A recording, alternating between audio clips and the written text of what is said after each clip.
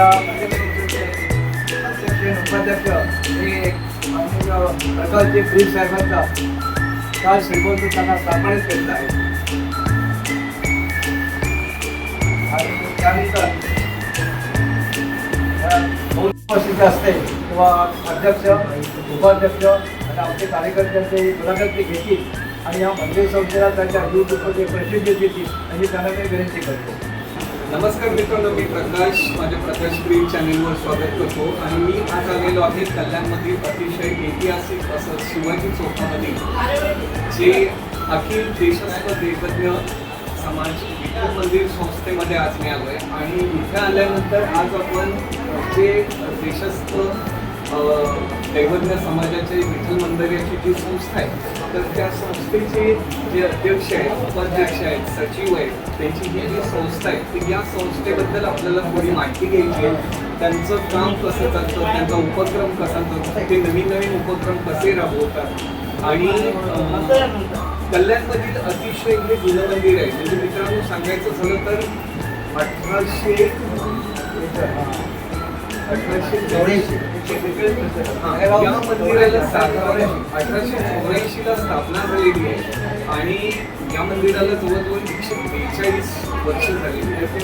तर आत्तापर्यंतचा जो प्रवास आहे तर यांची जी मॅनेजमेंट कमिटी आहे त्यांनी अतिशय सुंदर रीतीने तो आत्तापर्यंत अंमलात आणलेला आहे. दरवर्षी निवडणुका देखील होतात आणि त्याप्रमाणे पंचवर्ष 5 वर्षांना निवडणुका होतात आणि त्यानुसार अतिशय पद्धतशीर असा त्यांचा संपूर्ण हा कारभार चाललेला असतो. तर आज आपण इथं आलेलो आहेत आणि या मंडळाचे जे अध्यक्ष आहेत सूर्यकांतजी बेलेकर, तर त्यांना आपण भेटूया आणि त्यांच्याकडून आपण या संस्थेबद्दलची थोडी माहिती घ्यायची आहे. नमस्कार. या मंदिराचं वैशिष्ट्य म्हणजे या मंदिराचं आपण बोललो होतं की अतिशय प्राचीन मंदिर आहे. या मंदिराचा वारसा पुरातन असल्यामुळं याच्यापासून जे काही कार्य चालतं ते समाजसेवेचं कार्य हा असा आम्ही चालू ठेवलेला आहे. आमचे जे मागचे अध्यक्ष होते मधुकरराव बेलेकर हे 50 वर्ष जवळ या संस्थेचे अध्यक्ष होते. ते स्वतःही आर्किटेक्ट होते, टाऊन प्लॅनर होते आणि त्यांच्या मार्गदर्शनाखाली या संस्थेची इमारत उभी राहिली. तर त्याच्यावरती पुढचं कार्य करण्याची संधी आम्हाला नवीन कमिटीला मिळाली. 2022पासून आम्ही जुने जे काही प्रश्न होते मंदिराच्या संदर्भात ते पण आम्ही मार्गाला लावल्याचं ठरवलेलं आहे. तसंच त्या मंदिराचा जीर्णोद्धार करण्याचा आमचा नवीन प्लॅन आहे. त्या दृष्टीनं या 22,000 स्क्वेअर फुटापर्यंत आपण या मंदिराची अद्ययावत आणि सुसज्ज अशी इमारत बांधण्याचा आम्ही प्लॅन करत आहोत. पांडुरंगाचा आम्हाला आशीर्वाद मिळेल, समाजाचं सहकार्य मिळेल आणि जे काही समाजाचे जे काही उत्पन्न आहे त्या उत्पन्नामध्ये आम्ही भरीव वाढ केलेली आहे. म्हणजे आतापर्यंत महिन्याला जे काही मिळत होतं त्याच्यामध्ये दुपटीने वाढ करून आम्ही या पैशाचा उपयोग समाजातील भरपूर तरुण विद्यार्थ्यांच्या शिक्षणाकरता, त्यानंतर त्यांना प्रोत्साहन देण्याकरता, बक्षिसाकरता, त्याप्रमाणे काही समाजातील आर्थिक दुर्बल लोक असतील किंवा ज्यांना वैद्यकीयची मदतीची गरज आहे त्या लोकांकरता आम्ही संस्थेमार्फत विना ते अटीशिवाय त्यांना आम्ही मदत करतो. ते पैसे आम्ही परत देत नाही, मदतीच्याच भावनेतून त्याला मदत करतो. समाजाची प्रगती व्हावी, शिक्षण पिढी विद्यार्थ्यांनी शिक्षण घेऊन चांगल्या पदावरती जावं, समाजाचा प्रोग्रेस व्हावा.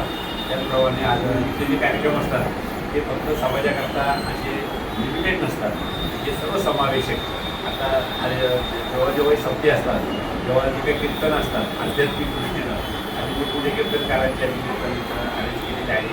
त्याचप्रमाणे याच्या अन्नदान वगैरे जे असते ते आम्ही त्या सर्व पातळीच्या लोकांना आम्ही त्याच्यात प्रवेश दिला जातो. असं कुठे व समाजाचं आहे म्हणून असं समाजाकरता नाही आहे, सर्वसमावेशक मंदिर आहे.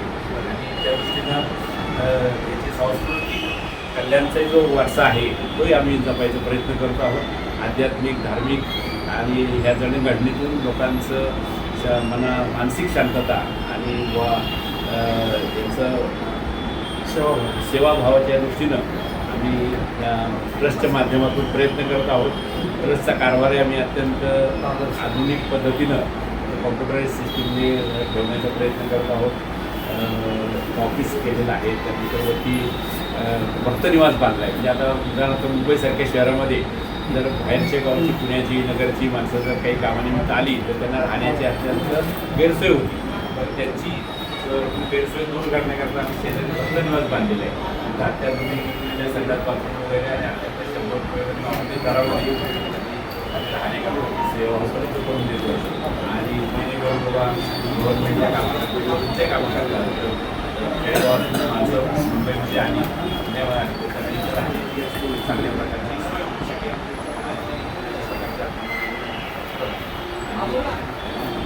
सरकार दरबारी सुद्धा जे अकाउंट्स ऑनलाईन सेवा केलेले आहेत. नर्मदा आयुक्तांचं मागच्या 2 वर्षापूर्वी महाराष्ट्र राज्याचे नर्मदा आयुक्त महाजन यांनी आमच्या महाराष्ट्रावर संकार केला होता की बाबा तिथे ठाण्याला त्यांच्या नवीन आमच्या उद्घाटनाला निमित्त गेलो होतो. आमच्या धर्मशाळेचं अध्यापक आम्ही याची घटना बनवलेली आहे. 5 वर्षांनी त्याच्या निवडणुका वगैरे पारदर्शक पद्धतीनं करून समाजसेवा करण्याचा हा एकच आमचा आणि आध्यात्मिक लोकांना भजन कीर्तन या माध्यमातून स्थानिक लोकांनाही व्हावं, समाजालाही व्हावं एवढंच आमचं याच्यातून उद्दिष्ट आहे. धन्यवाद.